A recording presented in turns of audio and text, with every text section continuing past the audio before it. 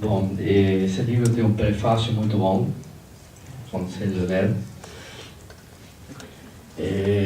Inspirado em um livro muito bom, que aconselho a ler. Então, eu vou falar em aforismos. Aforismo número 1. Bom, já que, como estamos em uma sessão acadêmica, né? Fora da academia, eu vou começar com uma citação, como corresponde a um acadêmico, tá bom? Então, a citação, eu não vou dizer de quem é, os eruditos vão adivinhar. Diz assim: quem tem faro poderá afirmar que já sente no ar o repentino despertar de uma filosofia brasileira. Apenas é muito pouco provável que um tal despertar ocorra nas faculdades de filosofia, que surgem quais cogumelos depois da chuva em inúmeras e improváveis cidades, já que lá, como aliás no resto do mundo, apenas um número crescente de papéis eruditamente impressos enche gavetas. E lá, se surgir, e quando surgir uma verdadeira filosofia no Brasil, esta será profissionalmente combatida, como cumpre a toda a academia no mundo inteiro. Wilhelm Flusser, Fenomenologia do Brasileiro. Então, esse é o aforismo número 0. O número 1. Nesse prefácio, eu digo que já conheci outras obras-primas metafilosóficas anteriores às de Murilo. O livro se chama Metafilosofia, e eu digo aqui que não somos metafilósofos por paixão, somos metafilósofos por necessidade de sobrevivência. De fato, eu acho que o livro de Murilo é inútil, é um sintoma. Livros como o dele, se as coisas estivessem bem, não precisariam ser escritos. É um livro que é necessário porque não há filosofia e há que explicar porquê.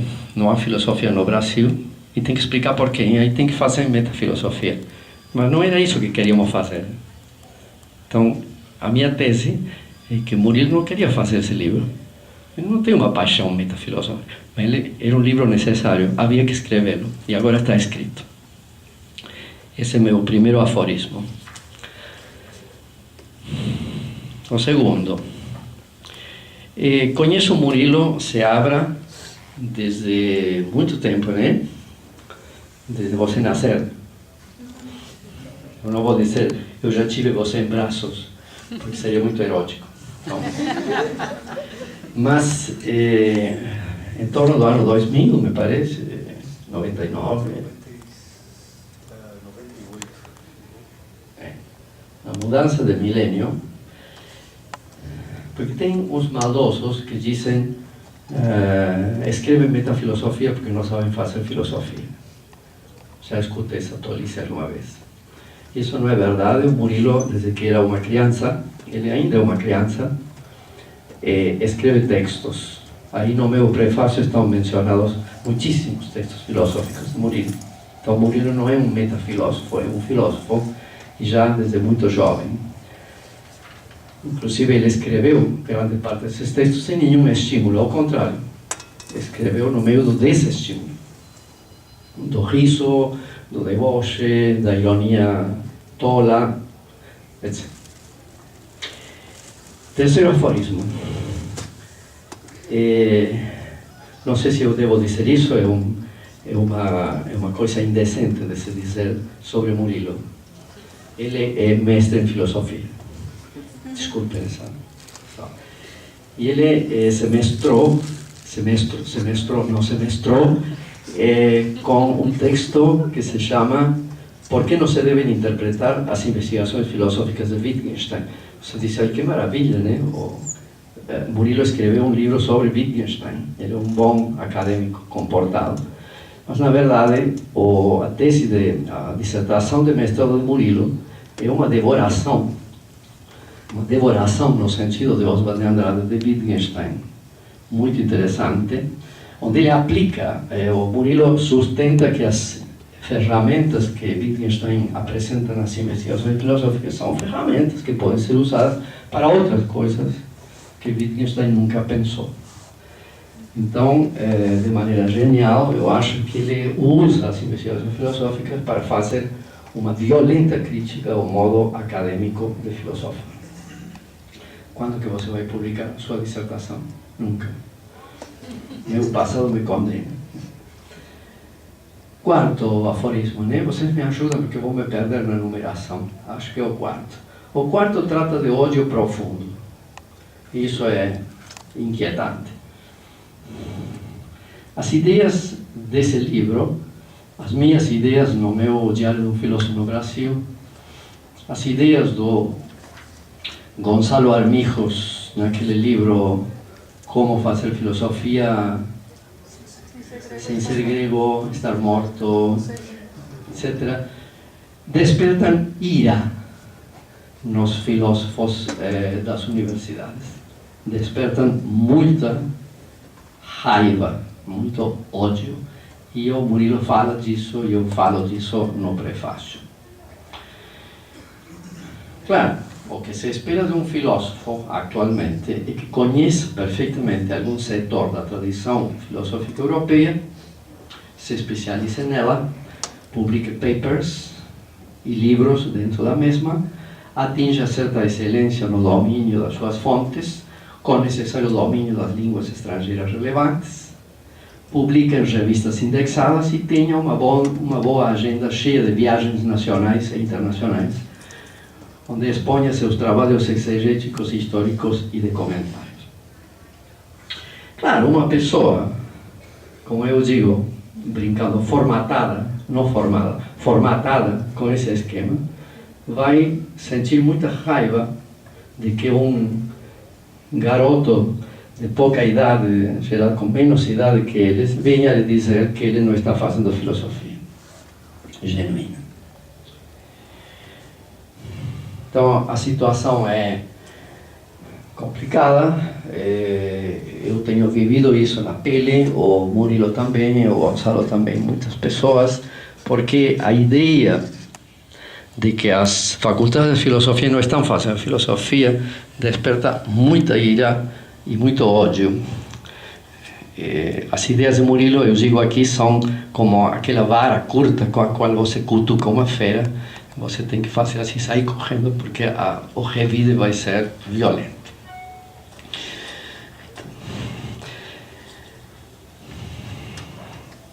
Ainda no quarto aforismo, eu acho que esse ódio que essas ideias despertam é muito irracional. Bom, será que há algum ódio racional, né? Porque Murilo e eu temos uma desavença. Eu sou mais tolerante que ele a respeito do comentarismo filosófico. Eu acho que o comentarismo é uma forma de fazer filosofia e ele não. Ele acha que é uma forma ilegítima de fazer filosofia. Não obstante isso, o ódio das pessoas atingidas por essas ideias é o mesmo no caso de Murilo e no meu caso. E isso me leva a pensar que se trata de uma reação irracional, porque, enfim, eu tentei de fazer essa mediação muitas vezes nas minhas discussões nas universidades e não consegui. Quinto ou sexto? Quinto. Descrevendo um pouquinho o livro, esse que vocês têm aí, que eu estou vendo agora pela primeira vez na sua versão final, porque Murilo é muito criativo, sempre me surpreende, né? Eu estou vendo isso agora, como ficou. Então, só para vocês se orientarem na leitura, ele tem três linhas de ataque a essa situação acadêmica das universidades, dos departamentos, que são as seguintes. O Murilo defende que a filosofia é uma empreitada empírica também. A filosofia tem uma dimensão etnográfica. Às vezes as pessoas que estudaram comigo, né, no passado, né, eu vejo o Fabiano Lana aí, oi Fabiano, e vejo o Éder, por exemplo, o Rodrigo, que são meus atuais alunos, orientados, etc, etc. De alguma forma, eles seguiram algumas linhas minhas de pensamento de maneira muito brilhante e muito autoral. O Diógenes Coimbra, que não está aqui, e outros. Enquanto que, por exemplo, essa ideia da dimensão etnográfica da filosofia é uma coisa que eu nunca pensei na minha vida. Nunca. Isso é uma ideia de Murilo, que ele pensou com sua própria pele, com sua própria cabeça. E eu aprendi muito dessa ideia. Eu pensei e penso muito nessa questão de a filosofia não ser puramente conceitual, ser uma tarefa também empírica. E ele diz que, acho genial isso aí, quando um filósofo lê Platão ou Heidegger, a sua leitura pode ser vista também como uma empreitada empírica. Ler é empírico, não é puramente transcendental o conceito. E ele diz no aforismo 152 do livro, vocês podem ler depois, os próprios filósofos fizeram pesquisas empíricas, como quando Platão, por exemplo, registrou a fala dos sofistas. Isso é etnográfico. Então essa é a primeira linha de ataque. A segunda é a linha linguística, contra a ideia de que a filosofia precisa ser técnica. Aqui Murilo faz uma defesa das gírias e da linguagem coloquial. Essa é uma ideia muito linda, ou seja, você filosofa quando está à vontade, quando você fala sem ter que pensar o que vai dizer, o que não vai dizer, se fulano vai gostar, se não vai gostar, etc. Não, você filosofa quando você está à vontade, com sua linguagem de todos os dias, quando você não tem que inventar uma linguagem especializada para falar. Essa é uma dimensão da coisa linguística. E a outra é a ideia também original do Murilo, das lutas simbólicas. As lutas simbólicas significa, quando você escuta frases do tipo, sim, isso não é arte, não, isso não é história, isso não é filosofia, isso não é geografia, significa há uma luta pela posse do termo. Então essa é a questão linguística segunda importante. Quando você começa a escrever de maneiras alternativas, alguém vai te dizer assim, é muito bom, mas isso não é filosofia, isso é literatura, isso é religião, isso é outra coisa. Então há uma luta simbólica pela posse das palavras. Eu coloco aqui, afinal das contas, eu sou argentino, que na Argentina tem um exemplo bom disso com a polêmica do tango, depois do surgimento do Astor Piazzolla. Não sei se vocês conhecem quem é Astor Piazzolla, que os velhos cultores de Carlos Gardel e de Aníbal Troilo, quando apareceu Piazzolla, isso não é tango, isso é uma luta simbólica. Tiveram que fazer um esforço para convencer a comunidade que isso era tango. E por último, a terceira linha é menos original, e Murilo sabe disso, que é a questão geopolítica, ou seja, contra a ideia de que a filosofia é exclusivamente europeia. E aí ele cria, não sei se ele criou essas palavras subequatorial, superequatorial, ele diz, bom, quando você fala do superequatorial, você usa certos termos e usa certas caridades que são diferentes que quando você fala dos subequatoriais. Então, só para resumir, a questão empírica contra a ideia da filosofia ser uma atividade puramente teórica, filosofia empírica também. Segundo, a questão linguística, contra a ideia de que a filosofia precisa ser técnica. Terceiro, a questão geopolítica, contra a ideia de que a filosofia é exclusivamente europeia. Murilo, aforismo 7. Murilo pensa que a filosofia não teve século XX. Lindo, né? Como a arte teve, como a história teve, como a geografia teve. Ou seja, segundo ele, os filósofos continuam fazendo filosofia como no século XV. Isso me lembro na defesa da dissertação, teve algum Ilan e não me lembro quem estava na banca, enfim, alegaram que, bom, você tinha obras como o Cartão Postal de Jacques Derrida ou A Caminho da Linguagem de Heidegger, que poderiam ser vistas como obras alternativas, no sentido estilístico. E Murilo, não me lembro se ele respondeu na época, mas no livro ele diz, mas essas são exceções realmente, estou falando da massa da criação filosófica, que não é dessa natureza. Muito bem. Finalmente, aforismo 7, né?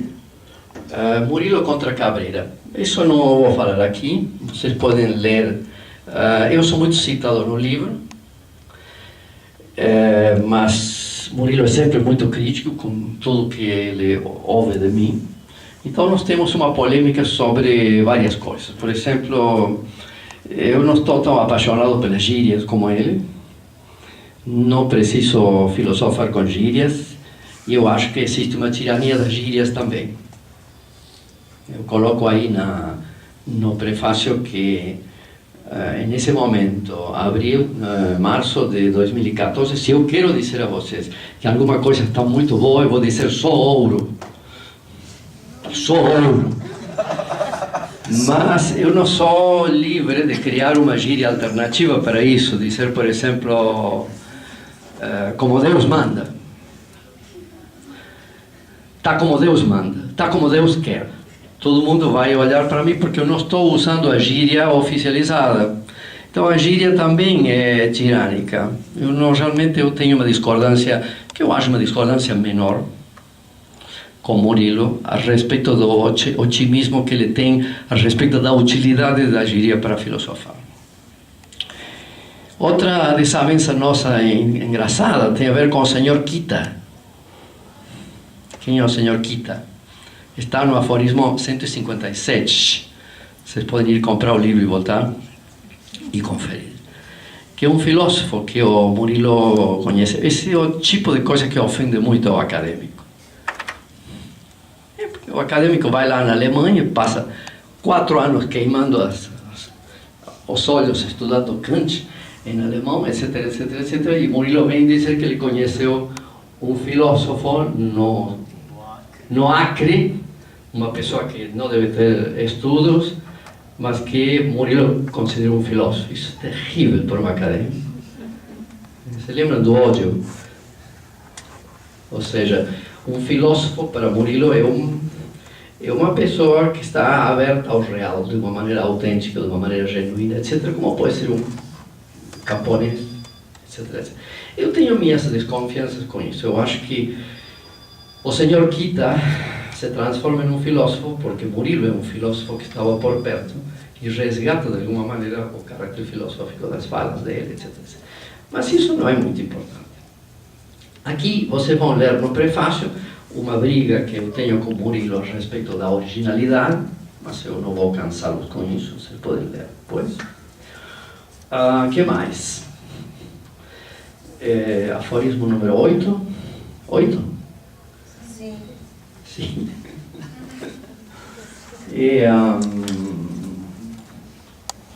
Um ponto controverso, interessante, que seria bom falar aqui um pouco, será? Que enquanto para mim o problemático do comentarismo nas universidades consiste na sua pretensão de exclusividade, para Murilo o comentário constitui uma forma de filosofar intrinsecamente problemática. Para mim, o que está ruim no comentário é que você é obrigado a comentar, que não se pode fazer outra coisa a não ser exegética a história da filosofia. Para Murilo é pior, a crítica de Murilo é mais radical. E ele me responde, dentro do texto, ele diz, não, filosofia é aquela reflexão autoral e própria. Alguém que comenta renuncia ao ato filosófico. Isso é interessante. Eu acho que vocês vão se posicionar a favor dele ou a favor meu quando leia no livro. Eu tenho um pouco de medo de trocar um sectarismo por outro. Nós vivemos nesse momento em uma tirania do comentário. Você tem que fazer isso. Eu tenho medo de trocar isso por uma tirania do autoral, onde você, se você quiser, não pode dedicar a vida a estudar Duns Scotus em latim. Eu quero uma sociedade onde as pessoas possam fazer o que elas quiserem. Não vou obrigar as pessoas a serem filósofas ou a serem autorais. Em uma conversa particular, Murilo disse que concordava com isso, mas no livro ele não concorda claramente com isso. Então, quando Murilo tomar o poder, vai estar proibido comentar. Eu não posso concordar com isso. Porque para mim, comentar é uma maneira de filosofar, uma maneira que eu não utilizo mais, uma maneira contra a qual eu tenho todo tipo de problema. Eu não proibiria fazer isso para quem quiser fazer. Então, um pouco de... está aí em jogo o conceito de liberdade. Para mim, a liberdade... Liberdade é uma palavra meio apintada, vamos usar. Para mim, a liberdade não é... para dizer de uma maneira bem provocadora, para mim a liberdade não é uma situação onde não há escravos. Para mim a liberdade é uma situação onde você pode ser escravo se quiser. Vou dizer, cadê a Aline? Vou dizer de uma maneira mais antipática ainda.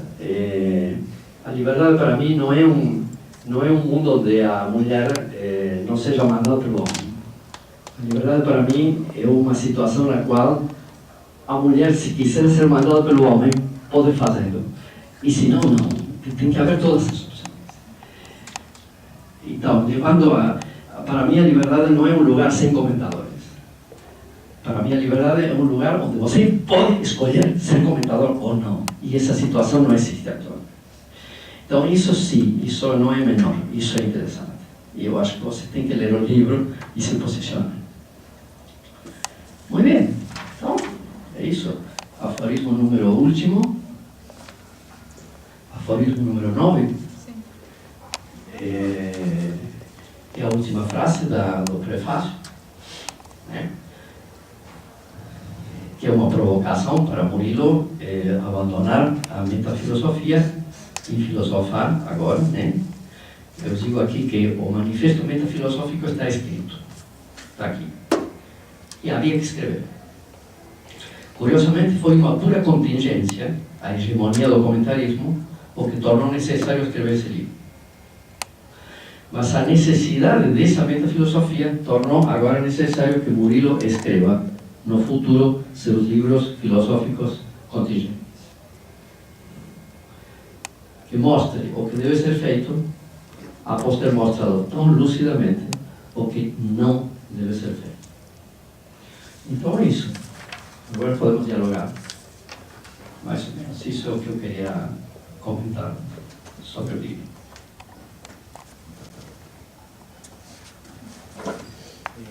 O Murilo é um autor muito criativo, ele está sempre cheio de ideias. Então ele fazia uma coisa muito íngreme para um prefacista, prefaciador, como se diz? Prefácico. E ele ia mudando o texto. Então ele me dava o texto para prefaciar, assim, quando eu estava escrevendo o prefácio, ele mudava o texto e acrescentava outras coisas. Então ele é uma espécie de brainstorming permanente, que está com uma criatividade a mil. Deus conserve essa criatividade. Então foi difícil para mim acompanhar a criatividade dele. Eu nunca mais vou prefaciá-lo. Vou só epilogá-lo quando ele morrer.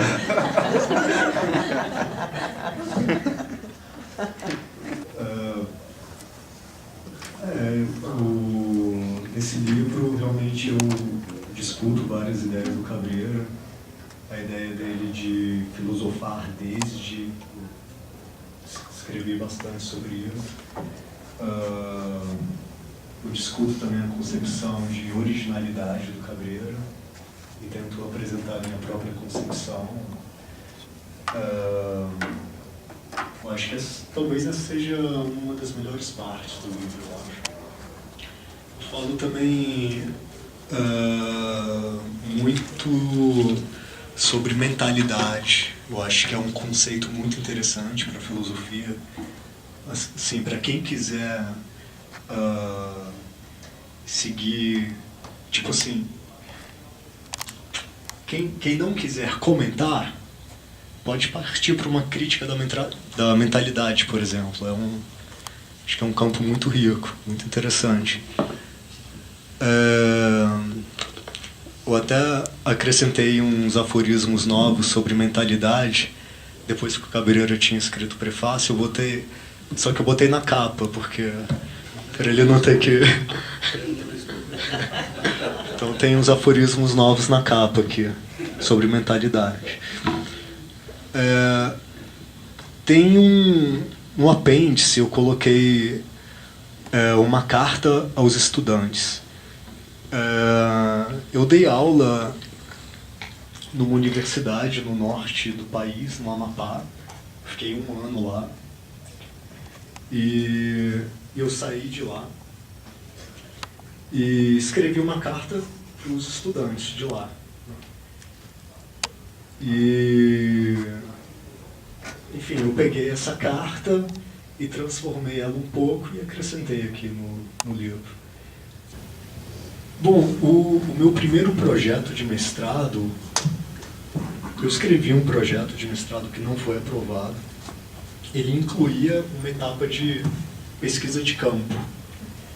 E ele foi rejeitado com essa alegação. Não, isso não é filosofia. Filosofia é conceitual, abstrata, teórica. Isso é ciência, né? Então vai para antropologia, vai para linguística. Um professor até falou, vai para as artes. Isso é arte.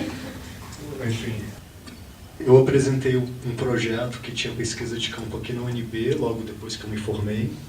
Ele foi recusado. Aí eu tentei na USP, apresentei também um projeto que continha pesquisa de campo. Aí o meu orientador falou, aceito você, mas não esse projeto. Faz outro projeto. Como ele era especialista em Wittgenstein, fiz um projeto sobre Wittgenstein e foi aceito sem nenhum questionamento. Eu não terminei o mestrado lá na USP, eu acabei voltando, porque o que aconteceu? Eu fiquei lá na USP e fiquei escrevendo uma coisa também que não era uma exegese tradicional.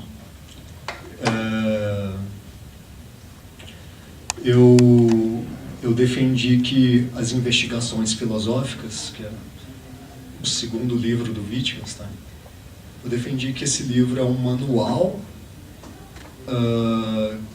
que a gente deve usar para tratar dos nossos próprios problemas, os problemas que nos inquietam.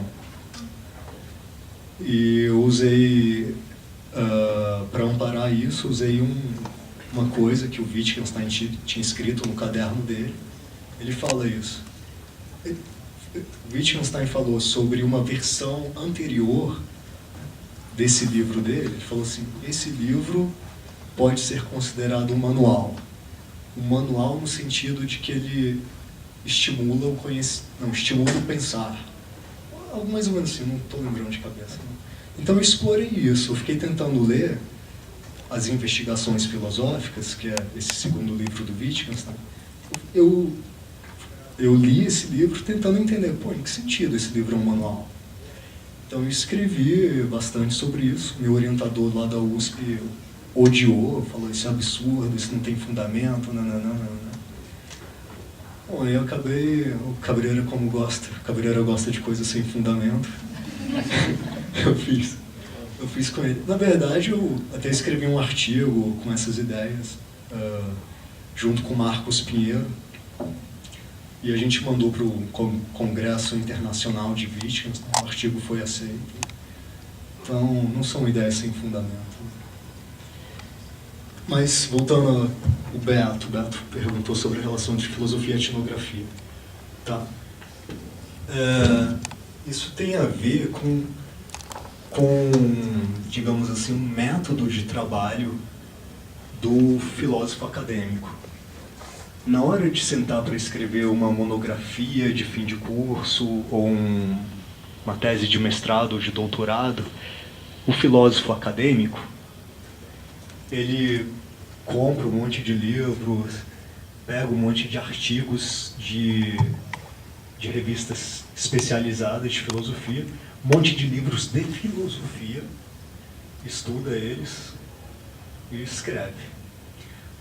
Então, os inputs dele são todos endodérmicos.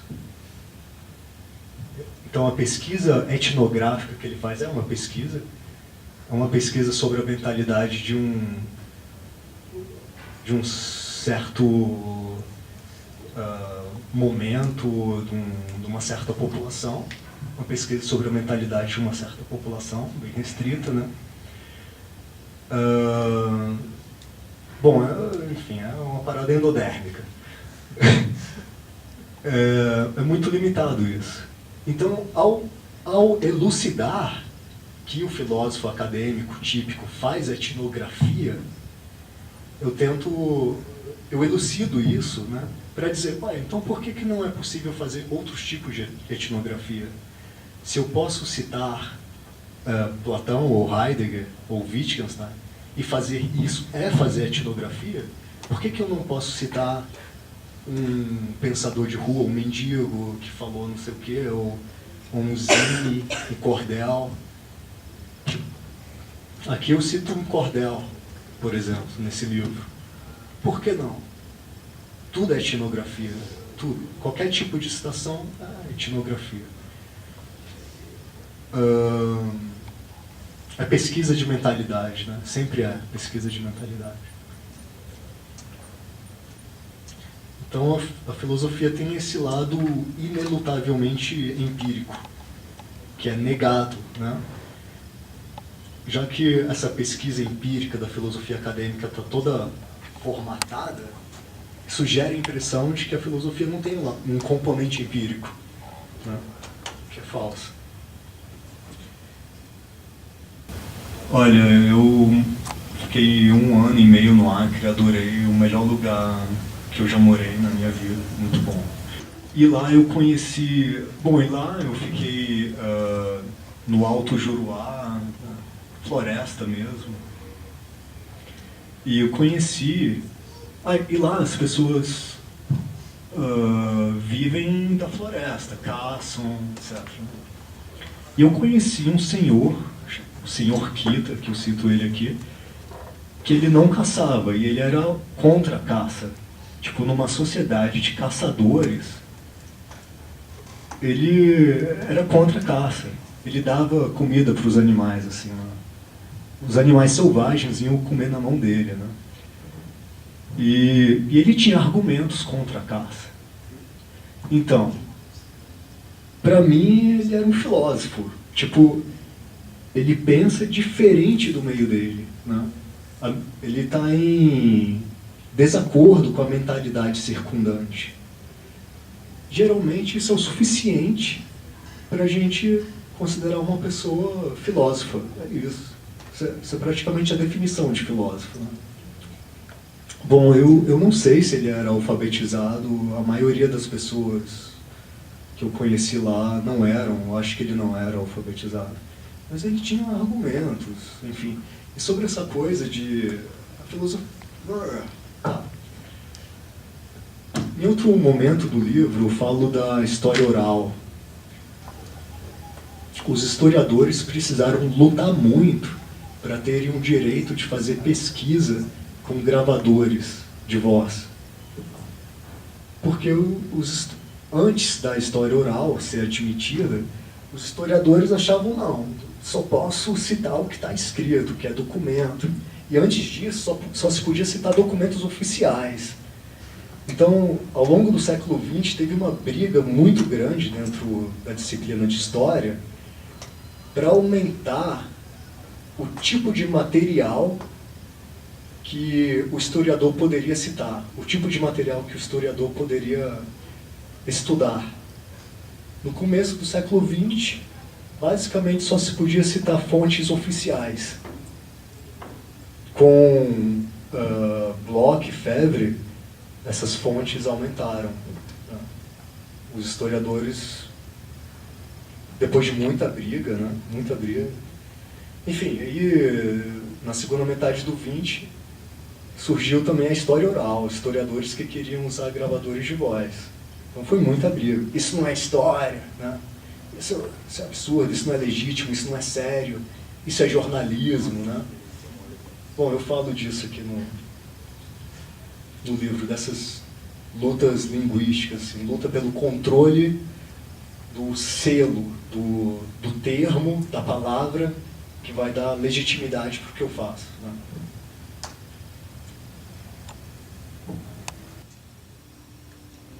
Não, eu sou simpático à ideia da ruptura. Precisamente um dos motivos que eu vejo de que o filósofo institucionalizado não é um filósofo pleno, é um pouco a ideia de que a filosofia tem a ver com um ato criativo de ousadia. Não quero colocar isso em termos críticos, que é um termo muito desgastado. Até o mais conservador dos conservadores vai falar da filosofia como uma empreitada crítica. Essa palavra se desgastou. Não tem que usar mais essa palavra. Não é crítico, é criativo no sentido de um hiato, né, de um coágulo, como diria Sartre. Aquele coágulo, alguma coisa se quebra e te torna um ser desgarrado. Eu concordo com isso, pessoalmente. Eu acho que o filósofo é um ser desgarrado, inadaptado, infeliz, insatisfeito, atormentado. Isso, um filósofo não pode ser casado e ter filhos. Isso é impossível. O filósofo não pode ser um ser reconciliado. É um ser insatisfeito, amargurado, incomodado, meio neurótico, meio impaciente, etc, etc. Então, não sei se é o mesmo que você pensa, mas eu simpatizo com a ideia da ruptura. Deixando fora a questão do casamento. Tá? O Cabreira falou antes, assim, defendendo um pouco os comentadores. Ele disse que... Não, eu tô perdido aqui, peraí. Não, ele falou assim, do meu livro. Ele falou, esse livro é um livro que... É um livro que eu não queria ter escrito, mas que eu precisava escrever, né? Seria inútil se tivesse tudo certinho. Ok. O que eu penso... Então, eu acho que o filósofo é um cara que basicamente discorda da mentalidade circundante, mas também, se ele concordar, ele não precisa se forçar a pensar de maneira diferente, etc. Não, tudo bem concordar, mas ao concordar você não está filosofando. Então, sabe, pode também, assim como o Cabreira disse, que pode chegar um dia em que não seja mais necessário escrever livros como esse, pode chegar um dia em que, sei lá, todo mundo nessa sala, por exemplo, fica satisfeito com o mundo, com a mentalidade circundante, e ninguém vai mais fazer filosofia. Pode, sei lá. Mas ir contra a mentalidade circundante é fazer filosofia. Não que seja sempre necessário, ou que seja sempre certo, etc. Como se tivesse dimensões não filosóficas do filósofo. Nos momentos em que o filósofo não discorda do real, ele se comporta mais ou menos como qualquer pessoa. Não tem que ser filósofo às 24 horas por dia. Isso? Aqui no livro eu falo assim, um pouco sob a influência de Wittgenstein. Eu falo que existem critérios de aplicação do termo filósofo. Eu só vou chamar uma pessoa de filósofa se ela fizer alguma coisa assim, se ela tiver certas características. Só se ela tiver certas características. Uma pessoa que simplesmente repete o que todo mundo fala não é filósofa, né? Ela não atende às exigências necessárias para receber esse nome de filósofo. Bom, e eu falo aqui, eu tento elucidar quais são essas características que a gente usa para atribuir o termo filósofo a alguém. E eu falo que a universidade, a academia, esqueceu completamente essas características e inventou outras que não tem nada a ver, que não tem nem pé nem cabeça. E também tem um aforismo que eu falo assim: se aquilo que se faz nos departamentos de filosofia for chamado de história da filosofia, então a revista Caras vai ter que ser chamada de uma revista de sociologia. Porque tudo o que se faz nos departamentos é exegese no sentido de exegese bíblica. Pegar um livro, sabe, não é história, cara, não é história. Eu descobri isso quando eu comecei a ler os historiadores. O que se faz nos departamentos de filosofia não é história, é exegese bíblica de textos. Enfim, é o mesmo tratamento. Na academia, os estudantes são estimulados a tratar os textos dos filósofos clássicos como se fossem a Bíblia. Com o agravante de que se trata de textos sagrados europeus só. Ou seja, nem como historiadores são completos, né? Não sabem nada da África, não sabem nada da Ásia, não sabem nada da Latinoamérica. Então, nem historiadores completos são exegetas de pensamento europeu. Eu acho que as coisas são piores. Eu dei um exemplo aqui de uma leitura heterodoxa do Wittgenstein que eu fiz. Ela foi completamente rejeitada na USP, né? Então, ser criativo na hora de comentar também não é muito bom. É perigoso, é arriscado, né? É arriscado. Mas é possível uma leitura criativa nos teus termos? Não, mas eu acho que eu fiz uma leitura melhor do que a do Hacker, do que a do Hume, por exemplo. O Hume tem um livro sobre a metodologia do Wittgenstein. Eu li esse livro de cabo a rabo. É um absurdo, não fala... Para mim, o que eu escrevi está muito mais correto do ponto de vista exegético do que o Hume escreveu. O Wittgenstein chamou o livro dele de manual. O Hume não levou isso em consideração. Enfim, outros também não levaram em consideração. Então, se ele chamou uma versão preliminar das investigações filosóficas de manual, há que se compreender em que sentido as investigações filosóficas são um manual. O que o Hume escreveu sobre a metodologia do Wittgenstein é ridículo, ter aquelas coisas batidas, sabe? Uma baboseira. Para mim, eu nunca vi alguém que realmente se debruçou sobre a metodologia do Wittgenstein, no sentido wittgensteiniano de metodologia. Para mim, o que eu fiz foi o primeiro, nunca tinha visto. Talvez tenha agora, né? O artigo já foi publicado, etc., já circulou. Talvez agora tenha gente pesquisando em que sentido as investigações são um manual, né? Mas não foi só um filosofar com Wittgenstein. Foi uma interpretação mais correta do que as disponíveis. E ela enfrentou problemas, porque não era interpretação padrão. Tem uma passagem aqui do livro onde eu falo desse filosofar com, em 478, página 271, aforismo 478. Se alguém quiser ver. Eu vou ler aqui, é uma crítica a essa coisa do filosofar com. Então, o comentador, esse é um perigo. O comentador ele pode falar assim: mas eu não escrevo sobre Foucault, eu escrevo com Foucault. E aí eu pergunto: mas Foucault escreve com você? Alguém escreve com você? Mais precisamente, alguém poderia escrever com você? O problema está justamente aqui.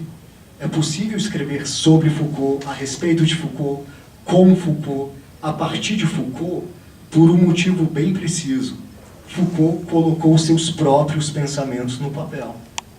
Se você não colocar os seus próprios pensamentos no papel, jamais será possível escrever com você. Os comentadores fazem de tudo para esconder, né? Pronto, tá. Aí depois depois que eu dei a porrada, eu fico, entendeu? Fico pisando em cima. Que é um pouco a assimetria da América com a Europa. Quando se fala qual foi a influência dos indígenas sobre os portugueses, né? Isso vem da colonização. Ou seja, parece que nós temos tudo para aprender, mas parece que não temos nada para ensinar, né? Há uma ideia incutida assim, na comunidade filosófica brasileira e grande parte do mundo. Não me lembro quem falou disso. Que a filosofia decorre do conhecimento. Ou seja, você vai ser filósofo através de conhecimentos eruditos, históricos. Isso é falso. Eu seria mais enfático que você. Eu acho que nenhum dos que consideram filósofos, Leibniz, Kant, Wittgenstein, nenhum filósofo se tornou filósofo em virtude dos conhecimentos que adquiriu, dos estudos que fez. Não sei se concorda. Ser filósofo é um salto. Quando você filosofa, você supera tudo que leu. A filosofia não vai sair da leitura que você fez. Você pode ter um caminhão de leituras. E isso está incutido na mentalidade da comunidade filosófica brasileira. Você não pode ser filósofo se antes você não conhece. Eu acho que isso é falso. Não tem um único filósofo que tenha filosofado em decorrência do seu saber. Eu sei que estou dizendo uma heresia, mas pensem no assunto. Eu citei o Gabriel na epígrafe aqui. Uma coisa que eu gosto muito nesse livro são das epígrafes. Mas eu sou casado. Ninguém é perfeito. Eu botei... Aí eu trouxe aqui também... Alguém lembra do Henrique, o Che? Eu trouxe aqui um texto dele, ó, um zine do Che. Infelizmente ele não veio. Devana veio? Devana? Ah, não. Devana é um super escritor aqui também. Devana Babu? É. Eu sou amigo dele. Ah, é? Pena que ele não veio. Eu também, aqui nesse livro, eu citei o Alex Canuto de Mello, que ele escreve cordel, enfim. Tem um aforismo novo sobre cordel, pós-prefácio. Bom, e tem as epígrafes aqui que eu gosto muito. Eu botei 4 epígrafes. Uma do Rousseau, outra do Hegel, outra do João Saldanha e outra do Gabriel, desse livro, ó, que massa. Aqui, a do Rousseau. O Rousseau fala assim, isso eu tirei do livro Emílio. Eu botei a referência no final, inclusive com a página, pra... Cara, eu odeio, tipo, essas epígrafes que você não tem a referência da página e tal, você nunca acha. Eu botei a página.